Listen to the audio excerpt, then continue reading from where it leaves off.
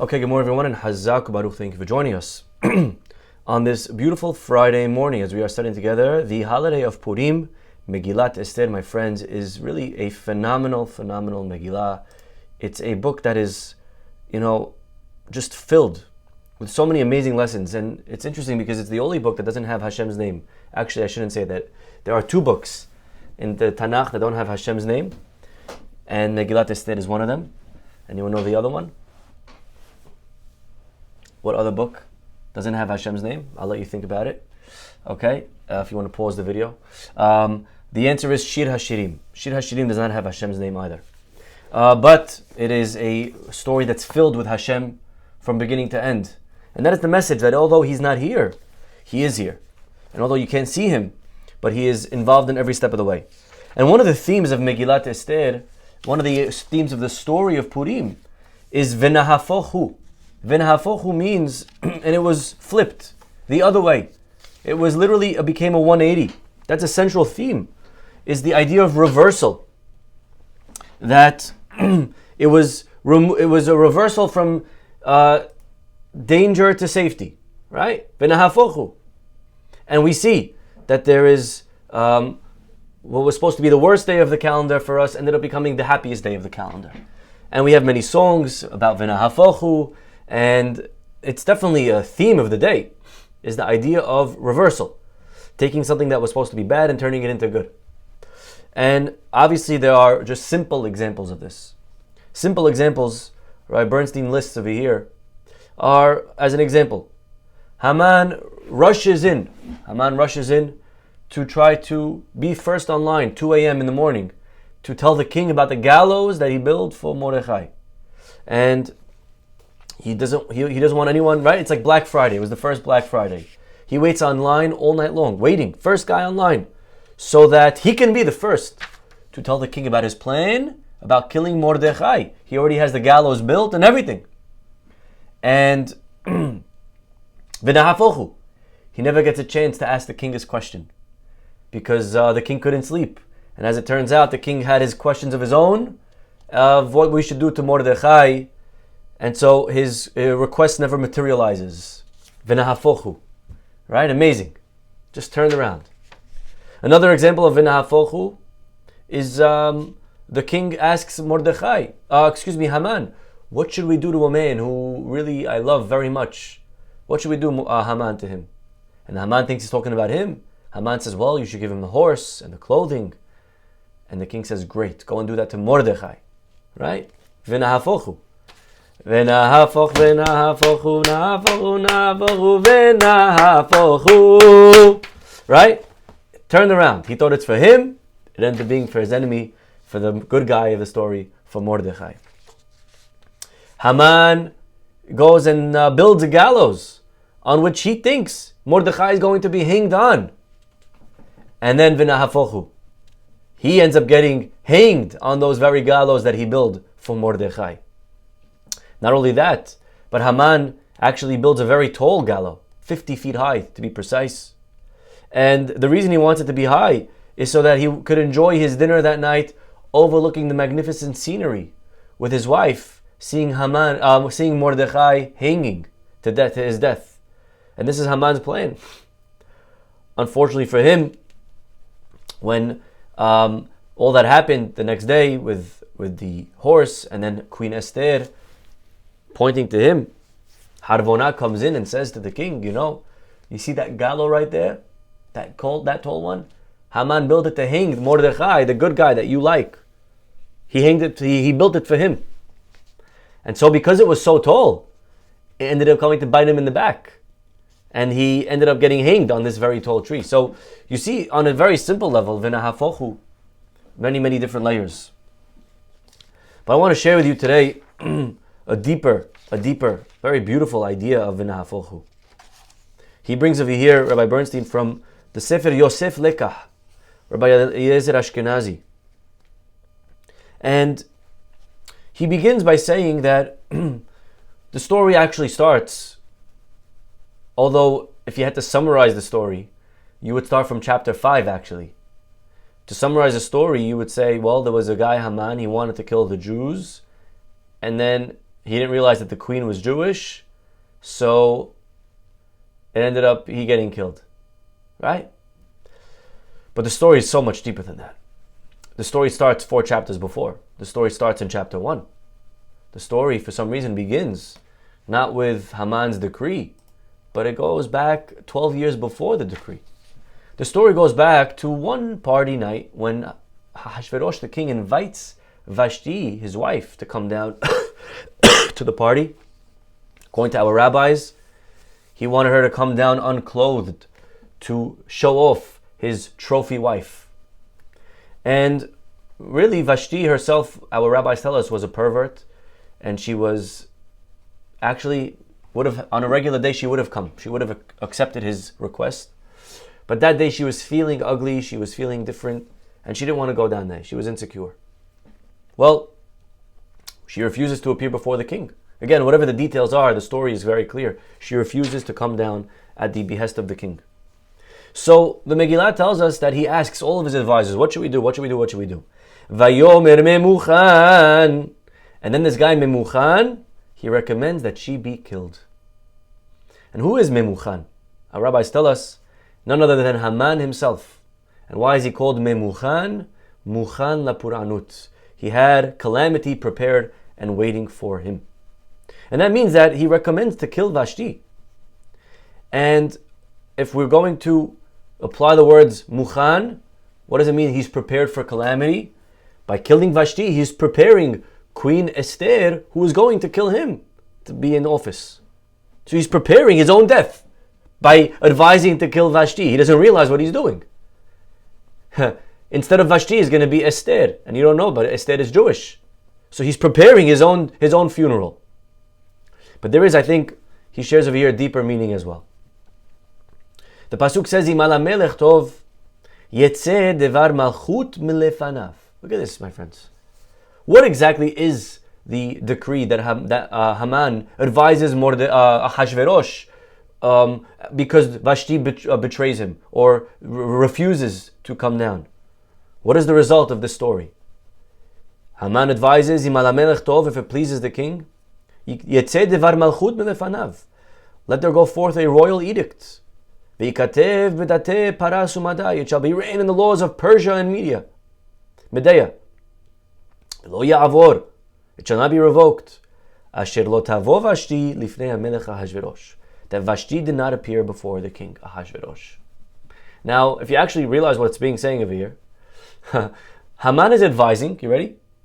Haman is advising that in the constitution of Paras and Madai, they should add a law that says that Vashti refused to come down.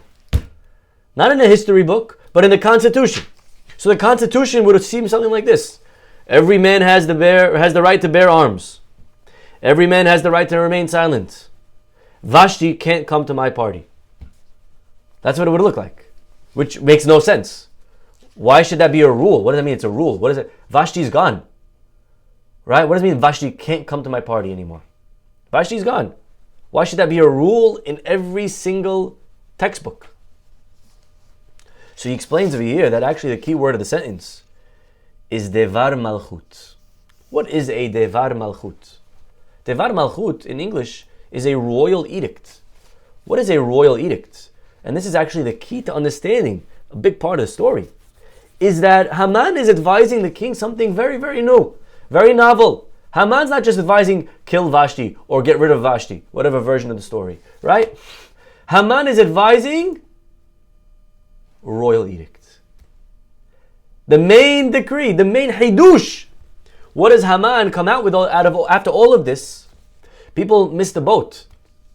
People think what Haman told him what to do was kill Vashti. Wrong. What Haman told him to do was royal edict. What does that mean, royal edict? If you pay attention to the first chapter, and again, it's very, very detailed. After Vashti refuses to come to the party, Ahasuerus, he goes through a whole process of counsel. What should we do? He asks the Yodei Ha'itib, which according to, again, the Gemara are the rabbis, the Sanhedrin. He asks the Supreme Court. He asks the heads of Persia. He asks these 7 men. He has to ask a lot of people. Any decision you want to make has to go through a committee. It's like living in a co-op. It's a disaster. It's a headache. Nothing gets done. Any decision you want, you have to ask 1 million people before. Right? Good luck. Haman advises there should be now a change. Haman suggests, from now on, if you want to do something, especially if it relates to you, royal edict. This was a new executive order, the right that you have as king to be able to do something, especially if it was against you, without holding a vote, without a committee. Dictatorship. Dictatorship. Till now there's parliament, and Haman's advising the idea of a dictatorship, that you could just do whatever you want. Tevar Malchut. Tevar Malchut is the key word to the sentence. You have executive power. You can do anything you like. And the Pasuk says that the king, this proposal was favorable in his eyes. Pasuk 21, right? No wonder it was favorable in his eyes. Well, basically, Haman and Memuchan is offering is that the king could just do whatever he likes. He never had to check and balance his power. And so when it says that they're going to write in the constitution that Vashti can't come to the party, what that means is because that was the landmark case that resulted in this new law that was being introduced. You following what's going on? When it says to kill Vashti, doesn't just say it because of history. No. That's the case, right? It's like we say, V. Wade, right? This versus him. The case, the original case, they put the names of the people. So the putting Vashti is the case. Vashti is the case that you could have executive power. Because of Vashti, the king can now do whatever he wants, especially when it's targeted against him. So I'll give you an example. Right after this, we read a few verses later. It was after these events, Gidal Hamelech Ahashverosh et Haman. King Ahashverosh promotes Haman. Pay attention. And after these things, Ahashverosh promotes Haman. After these things, Ahashverosh promotes Haman. After what things? Ahara devarim ha'ele. That's what it says. It says right after these things, he promoted Haman. Well, let's go to what was written right before. Right before, anyone know what's the story? Right before he promotes Haman? Right before promoting Haman is the story of Bigtan Vateresh. Bigtan Vateresh are these two ministers that they are fed up with the king, and they come up with a plan to kill the king. They want to kill the king, and they did it obviously very secretively, discreetly. But somehow Mordechai finds out. Mordechai hears about the plan, and the Gemara has many opinions of how he heard, how he found out. But either way, Mordechai finds out. Now, Mordechai tells Esther that these two guys want to poison him. Esther tells the king that these two guys want to poison him. And she tells him, Beshem Mordechai. She tells him in the name of Mordechai. And the Gemara actually learns from here that anytime you say something, you should say it in the name of who you heard it. Esther, she didn't say it in her own name. She didn't say it in her own, I heard they want to kill you. She could have, and it would have given her brownie points with her husband, with the king, which back then you needed. You needed your husband. It wasn't, it wasn't like women's rights back then. So any points she could get, she's looking for. So she could very easily tell the king in her own name that she heard, but she doesn't. She says it in Mordechai's name. That's how it gets written in the book. It gets written that Mordechai saved the king, not Esther saved the king. And she gives credit where credit is due. And the Gemara learns from here, Kol ha'omer davar b'shem omro mevi ge'ula la'olam. If you say something in the name of who you heard it, you're bringing redemption to the world. And we learn it from right here. Esther says it not in her name. She says it in Mordechai's name. Now, that actually ends up saving the story. Because later on that sleepless night when he couldn't go to sleep, and he's twisting and turning, and he says, okay, bring me the books. And in that book, it says that Mordechai saved his life. Now the king didn't remember, it was many years ago. If Esther lies and says it in her name, then it says that she saved his life. Now that actually changes the story completely. Because if she saved his life, then very nice. But if Mordechai saved his life, So now when Haman comes with a plan to hang him, but 1 second, he saved my life. So it completely changes the whole story from beginning to end. You have a different ending. Maybe the Jews don't even get saved, if not for this little detail. So the Gemara says, look how important it is that when you hear something, you say it in the name of who you heard it.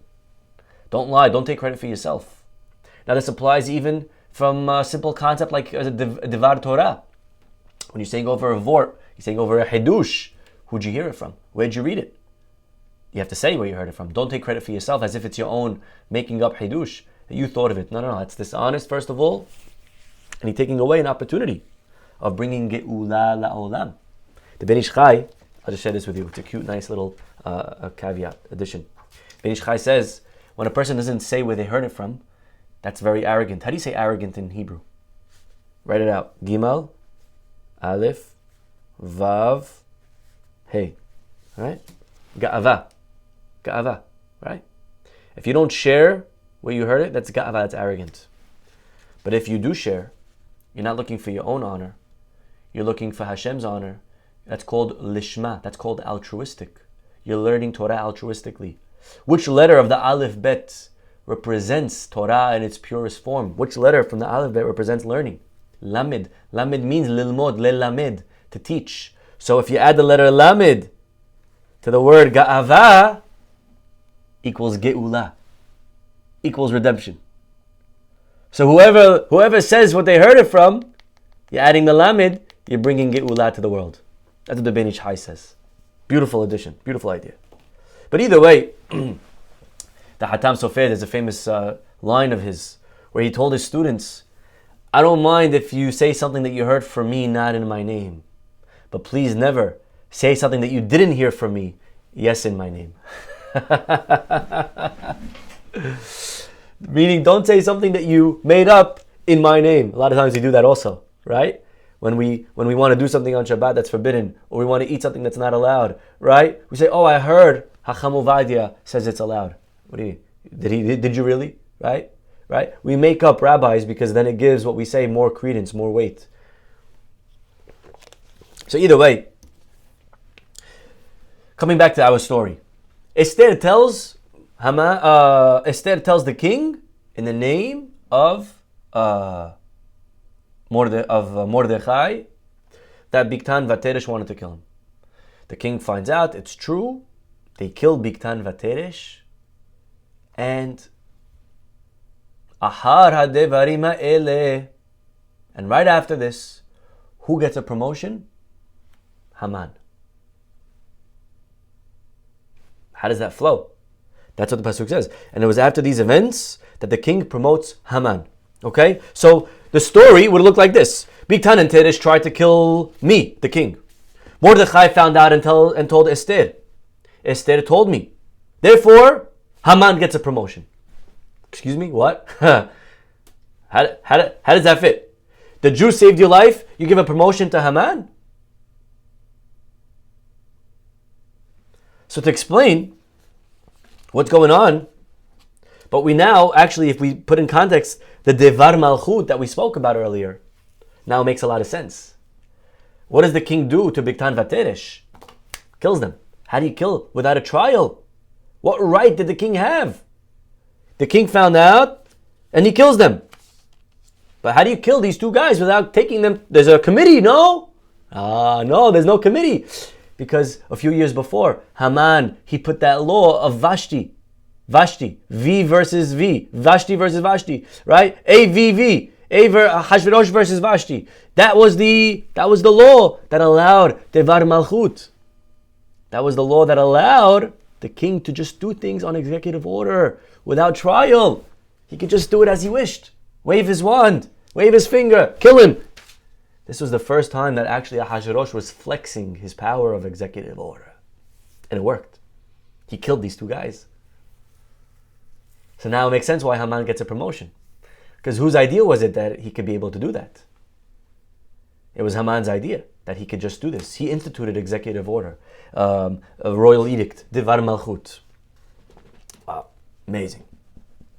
By the way, later on in the story, Haman uses this very method of Devar Malchut to kill the Jewish people. Haman comes to Ahasuerus and he says, Yeshno Am Echad. There is one nation, Mefuzarum Forad Ben Ha'amim. There's one nation that they're all over. Ve'datehim shonot mikol am. And their laws are very different from any other laws.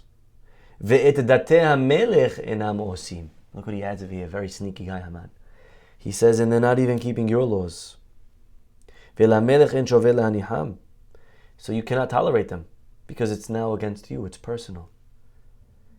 And if it pleases you, you have the power to destroy them. What do you mean? How do you just destroy an entire people without a trial? What kind of rule is this? You don't have to go to court? You don't have to ask? Haman says, no, you don't have to ask. Remember AVV? Achashverosh versus Vashti? Remember that? Devar Malchut? You have the power, king. Do whatever you like. No trial needed. Just go out and send a law to kill and wipe out all the Jews in 1 year's time. Wow.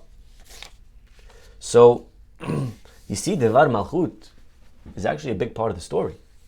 It's peeking out its head everywhere we turn. My friends, Venahafuch, Venahafuch, Venahafuch, Venahafuch, Venahafuch Hu. Venahafuch Hu. What does that mean? Comes along the end of the story. Now you have to realize what's going on. Haman waits up. He wants to kill Mordechai. The king can't sleep. He finds in the book how Mordechai saved his life. Haman's outside. He calls him in. What would you do to the king, to the man that I love? He says, well, ride him on your horse and give him your clothing. Great. Go do that to Mordechai. He takes Mordechai around town. That night there's also a party that they're supposed to go to. They go to the party, and this is the second party.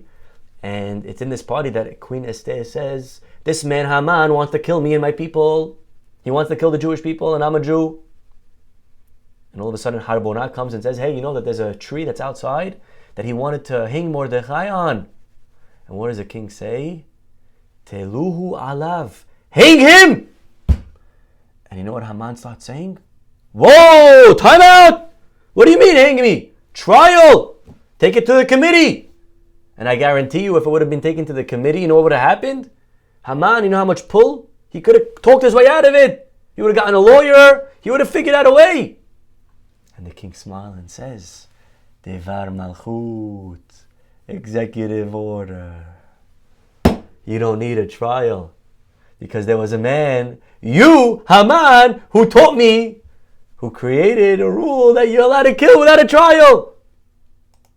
And so Haman literally, he doesn't only build the gallows physically, but legally, he builds the gallows that causes him to get killed. Venahafuch Hu. Unbelievable. Unbelievable. Gorgeous.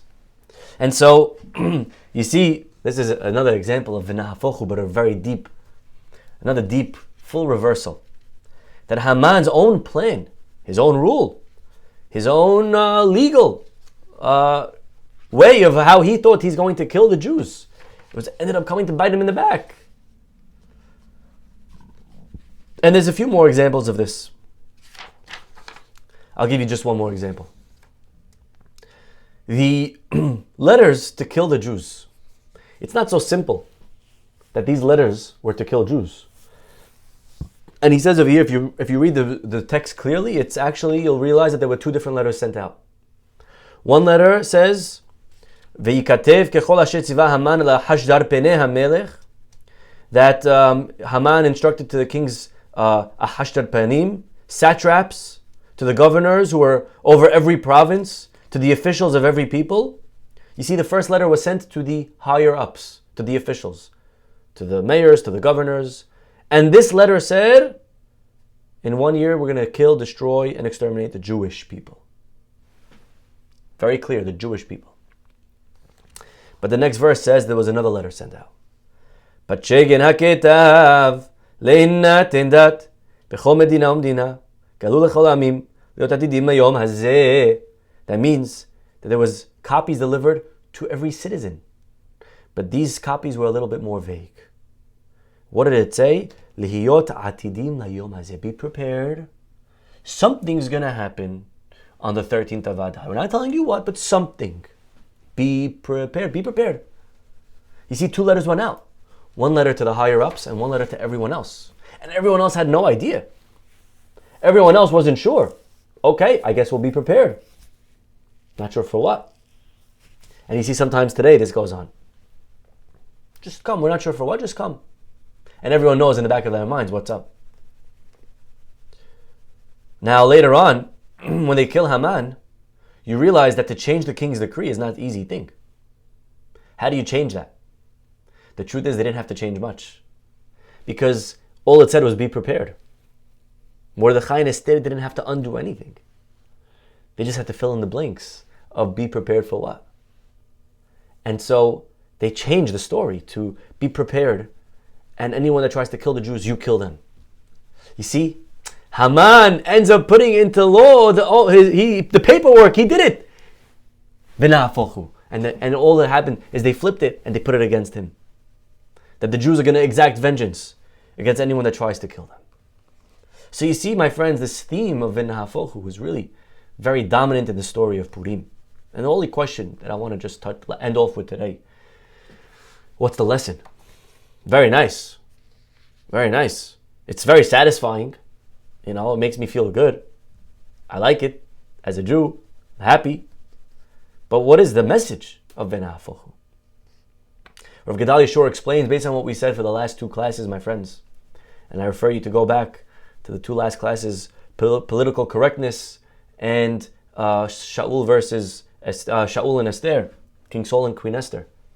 But the theme of Purim, the mistake of Purim, was again this idea of political correctness. What led the Jews down to this problem, what got us here in the first place, the error, I guess if you will, was that the Jewish people started investing more importance to political maneuvers to assure their success. And they saw that this is what's going to get them to the top, more than even Hashem's Torah, more than halacha. And as an example, to attend a feast, even if it's not kosher, was something that needs to be done. Because we have to, Rabbi, we got to pull strings in government. And Mordechai was like, what are you talking about? Pull strings with government? No. All these strings you need are with Hashem. You need strings with God. And if you have God, you don't need anything else. And the tikkun came, like we saw in the previous classes, when they were able to actually see that their relationship with Hashem and His Torah is ultimately what mattered most, and everything else was second. And the source of success came from HaKadosh Baruch Hu. And so now we understand. You see, to reinforce this realization, Hashem showed them that not only are politic maneuvers not the essential basis for their destiny, but those political forces themselves are under Hashem's complete control. Venahafuch Hu. You see, Venahafuch Hu was the cherry on top. God saying to them, you see, I told you.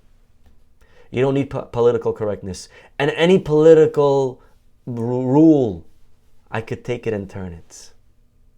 Hashem was really trying to show them, and it was give the stamp that Mordechai was right. That the very actions that are undertaken by an individual to bring about a certain effect can be reversed to bring out the exact opposite effect. So you're trying to go for political correctness. God says, forget, I could take any political correctness and turn it the other way. I could flip it. Venahafuch Hu. So it doesn't matter if it looks like it's bad for the Jews. I could take it and make it good for the Jews. And if it doesn't matter if it looks good for the Jews, because it could be bad for the Jews. It's all up to Hashem. Venahafuch Hu, He's in charge. He can take anything good, he can take anything bad, and he can make it the other way. And the demonstration of reversals helped the Jewish people at that time and from that time onward to ensure that their primary commitment would go toward the involvements that really do make a difference. I'm reminded of a story that, I don't know if it was Rabbi Jonathan Sachs who said, maybe the rabbi before him, Rabbi Jacobowitz, he was one of the lords in England, in the House of Parliament. And he was once invited to a very important dinner that he had to be at. But he told them, I can't attend, I'm kosher, I'm a rabbi. And the messenger said, no problem, whatever kosher means, tell us and we'll address it fully from A to Z. And so they did. They got him his own food, kosher. They got him his own plates so that he wouldn't eat on plates from not kosher before. Cutlery, everything was brand new. And so he gets to the dinner and he's sitting there, and all of a sudden he sees at his seat is a stack of 20 plates. Because for every course he needs his own brand new plates. And as he's sitting there eating, and everyone's very curious, what's with the plates? And he's explaining to them. And all of a sudden, he didn't realize, but the bell rings and everyone gets up and they start moving to a different table for the next course. And he's thinking, what am I going to do with my plates? So this rabbi is carrying a stack of 20 plates with him from table to table to table to table. And it looked very bizarre at this very important chashuv event, but he's carrying the plates. And he became, throughout the evening, a big, talk, center of attention. And finally, at the end of the evening, and there was one Jew that was very high on the higher ups, but he was one of these not proud, self-hating Jews. And as he crossed paths with the rabbi at one point, he gave a little remark.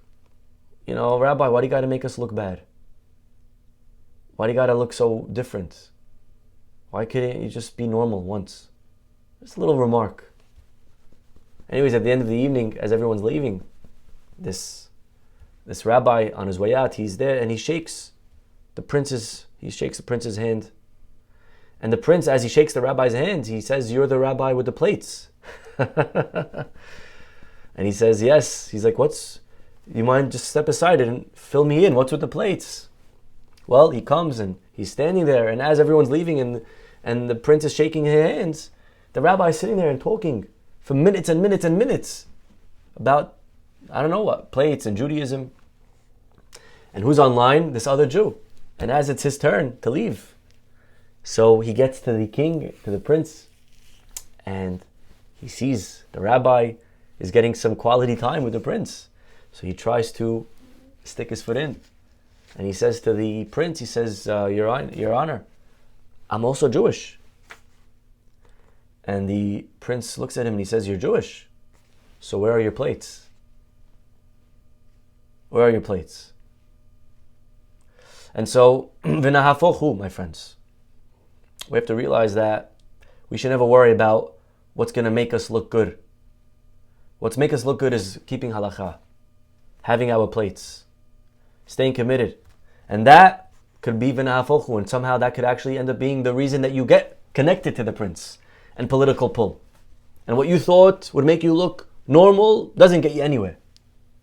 So ultimately, I think this is the message of Purim. This is the cherry on top, really, if you will, of the original mistake of Adam Harishon, going back to our first class at Etz Hada'at, the mistake of the Jews in Purim, the mistake even of great people in history, of sometimes thinking that we know better than the Torah of how to succeed. And this story comes full circle when Hashem shows them that actually if you keep the Torah, I'll turn anything into anything. I could turn bad into good, I could turn good into bad. Venahafuch Hu, it's all in Hashem's hands. Hashem should bless us with the strength, with the resilience, with the pride that we need to be able to stick to our Torah, our mitzvot, to stick to our guns, if you will. And when we do so, we will be able to see the Geula. We'll stop over here, everyone. Wishing you all a Shabbat Shalom, and hopefully we'll see you all next week. Bye-bye.